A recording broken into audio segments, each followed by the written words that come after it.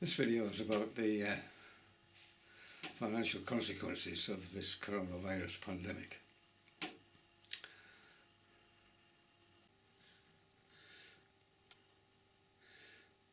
The parameters of the final cost of the pandemic in the United Kingdom.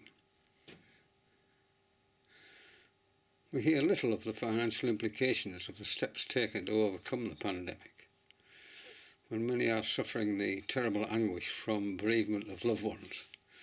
It seems distasteful to talk about money, but others will be looking at this in minute detail, and it has to be faced up to, especially as 90% of deaths have been in the over 60s, of whom I am one. So how much does it cost to save a life? In 2019, the United Kingdom gross domestic product, the GDP, was £2.1 trillion,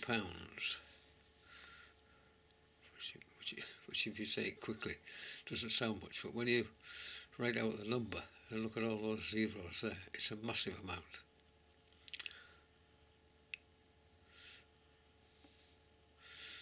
The worst possible outcome being suggested is that we could lose 30% of that because of the coronavirus pandemic, and that is £630 billion.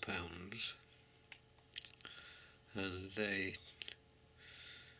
if we only lost 10% of our GDP, the cost would be £21 billion.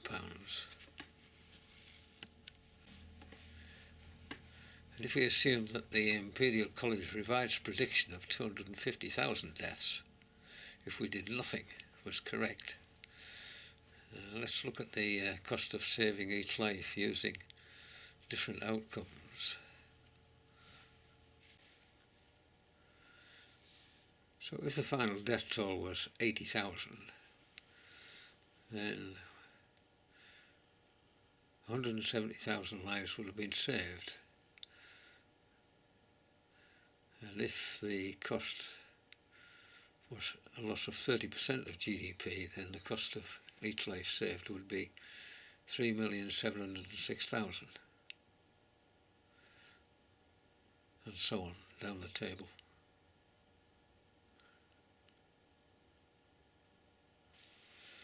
But of course it's not just loss of GDP, there are ongoing costs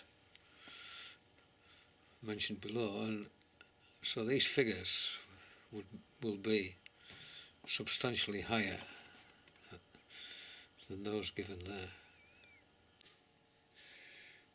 These costs do not include the vast and ongoing increase in benefit claims, nor the losses in personal investments, in pension values, bankruptcies, currency devaluation, well, you name it. Large numbers of the less skilled over 50s, they'll never work again. It's a frightening prospect. In many countries, perhaps more volatile than ours, although I wouldn't exclude ours, this will lead to civil unrest as the blame game begins. There are even suggestions that this will lead to the breakup of the European Union. Whatever happens, it won't be pretty.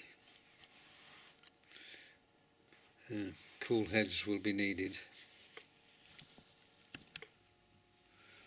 Well, will it all have been worth it? Well, it depends on your circumstances. If you're 45 or thereabouts, you've got a giant mortgage, you're facing redundancy, the company you're working for has gone bust, or your own company, if you own one, has gone bust, then it's been a financial catastrophe. If you're 60 or over, then you might think it's been worth it if you survive it. But the ongoing costs are just unpredictable. nobody can make a forecast. The forecasts are absolutely wild.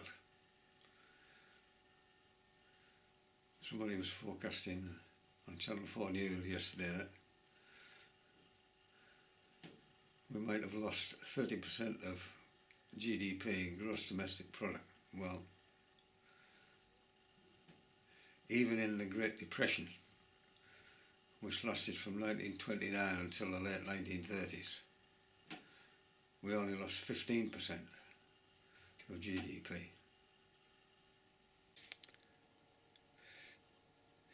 In 1929 until the late 1930s, we had the Great Depression, with 70% unemployment in some regions, mainly those which were coal and steel producing.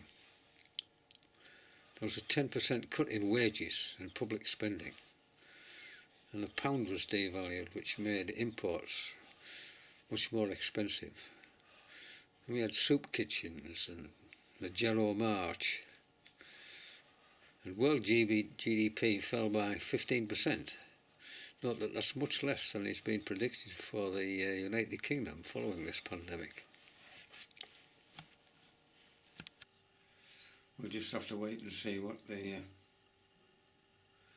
final breakdown is, and the consequences, not just financial consequences, but the social consequences. Well, what's in the news today? Well,